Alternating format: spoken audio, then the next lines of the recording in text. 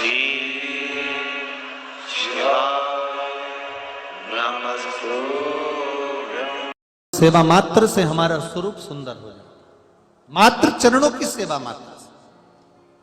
एक बात आप लोगों को कथा में पहले भी कही, आज फिर कहते हैं, आपसे जल चढ़ाते नहीं बने, बेलपत्र चढ़ाते नहीं बने, एक चावल का दाना चढ़ाते नहीं बने, आपको शिव जी के मंदिर में शीश झुकाते नहीं बने, तो शंकर के मंदिर में जाकर थोड़ी सी बुआरी लगा दिया करो, सफाई कर दिया करो, झाड़ू लगा दिया करो, उतने में भी तुम्हारा कल्याण निश्चित है, उतने में भी तुम्हारा कल्याण है।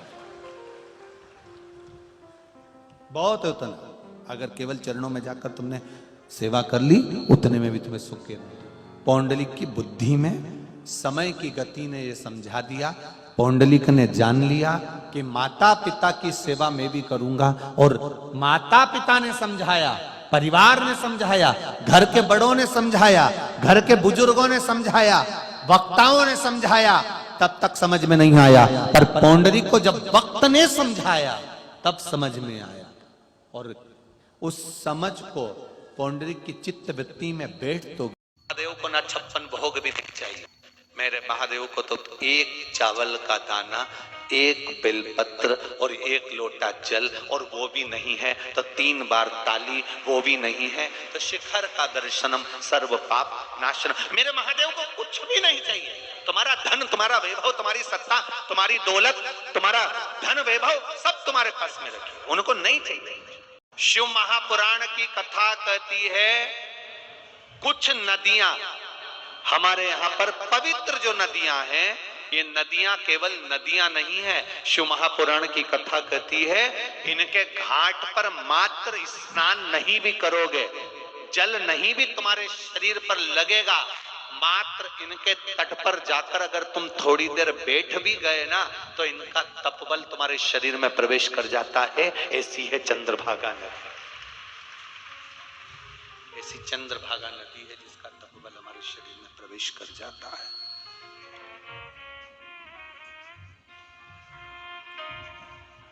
वो तपबल हमारे शरीर में प्रवेश कर जाता है, ऐसी चंद्रभागा। शिव पुराण कर रहे, भगवान शंकर की पावन कथा कर रही है। जैसे ब्रह्मदेव ने तप साधना कर कर भगवान ब्रह्मा के तप साधना के बल पर, स्वयं की तप साधना के बल पर चंद्रभागा को प्रकट किया है, ब्रह्मदेव ने ही प्रकट किया, कोई सहज।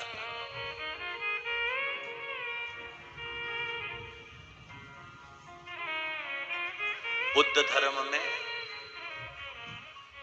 गौतम बुद्ध के धर्म के अंतर्गत बुद्ध धर्म में चंद्रभागा नदी के पानी को अमृत के तुल्य कहा गया है और स्वर्ग से आया हुआ जल बताया गया है बुद्ध धर्म के अंतर्गत।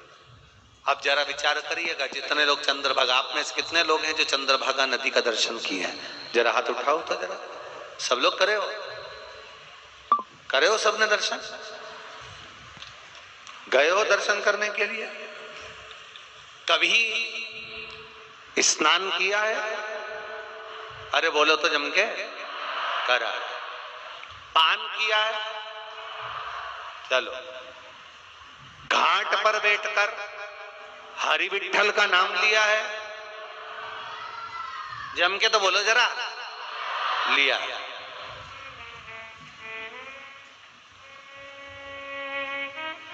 चंद्रभागा नदी से कभी कहा तुमने